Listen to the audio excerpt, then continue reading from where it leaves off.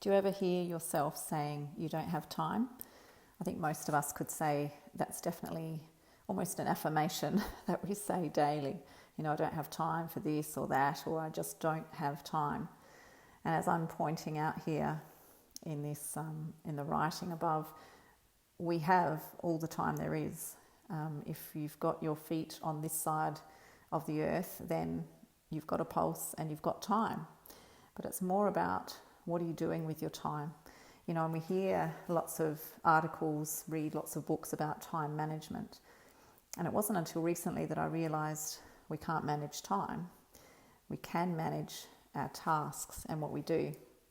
And you know, when you ask the question of yourself, how do I spend my time? Listen to those words. How do you spend your time? Like it is spent and it's gone. You can't have it back. It's the most precious of the commodities that we have available to us is our time. And we do spend it like it's gone. But I would say, think about how you're investing your time as well.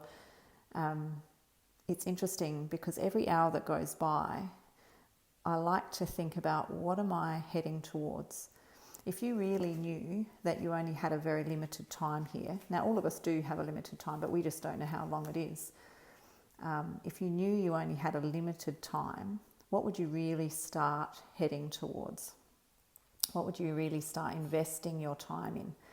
Because if you're anything like me, I've spent many years where day after day I'd go into a business and you might have had an agenda this week and it's just been completely abolished by all the people knocking on your door and all the fires you had to put out and you're just running from one thing to the next. And at the end of the week, you know that you haven't had a minute to spare, but you feel like you haven't had one step in the right direction, as in forward. You've just been spending time putting out fires. And a lot of it is just the mundane routineness of life. We feel like we're on that hamster wheel going fast but going nowhere. And I know I was like that. You know, I would have to clean the house and get everything spick and span and up to date, all the accounts in order before I felt like I could take a step forward. You know, I was always maintaining things and not really moving forward. I've been talking with clients this week about taking quantum leaps in your progress and in your advancing towards what it is you're really wanting to do with your life. And, you know, a quantum leap involves messiness. It involves chaos and getting used to that feeling, because it's in that we're moving forward. If you're the sort of person like me where you just needed everything tidy, everything maintained, it's very difficult to take a quantum leap, make a quantum leap in that setting. Hey Ricky, good to see you. So, you know, a lot of people say to me, well, how can I tell what's the most important thing to spend my time or invest my time in? There's so many things vying for our attention and for our time. Now, only you can answer that. And the way to answer it first is to answer the question, well, what is the outcome that I'm looking for here? Because that will start to map out what do I need to be spending my time doing, investing my time in. So, you know, it's interesting. You talk to an athlete and they understand the value of time, right? They're going to be a gold medal holder because it'll come down to a fraction of a second. So time is so precious, and often the busiest people, I don't know if you find this, but the busiest people I come across are often the least effective people. They're very, very busy and they feel like they don't have control of where they're going. Now, usually a lot of people are in management positions. They've got people under them that are vying for their time and they just feel like they never get ahead. And that is absolutely preventable, manageable, and you will feel like $1 million when you can actually start managing your tasks, no matter what position it is that you're in.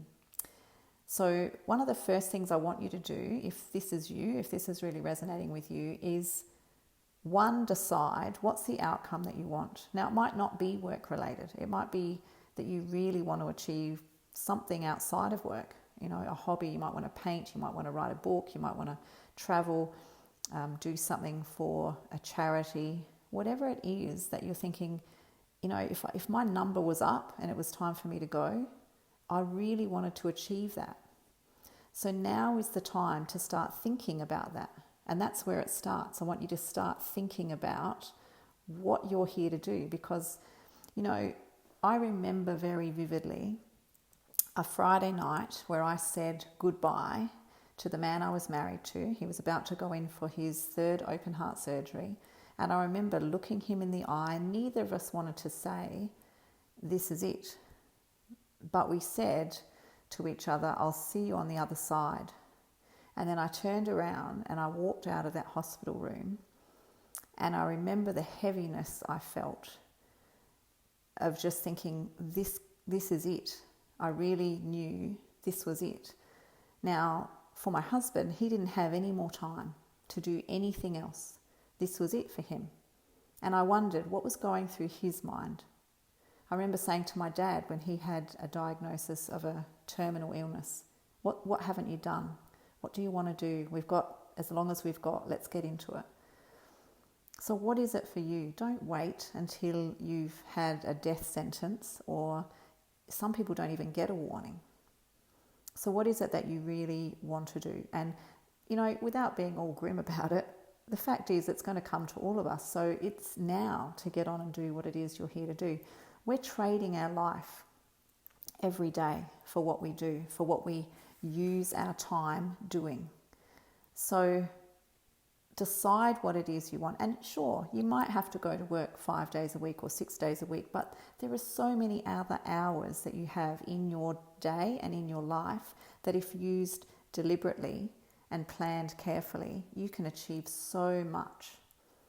So think about what it is you're wanting to do, and then start factoring in. I always say to people, you've got a time budget, not just a money budget, but a time budget. What are you using your time for?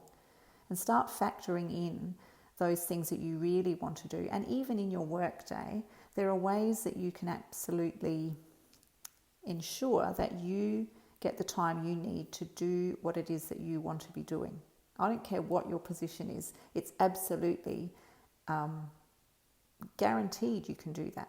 But you just have to get a little bit more control over, first, your thinking and what it is that you're wanting to achieve, rather than just being swept around by all the demands around you and all the noise and the chaos of what's coming at you.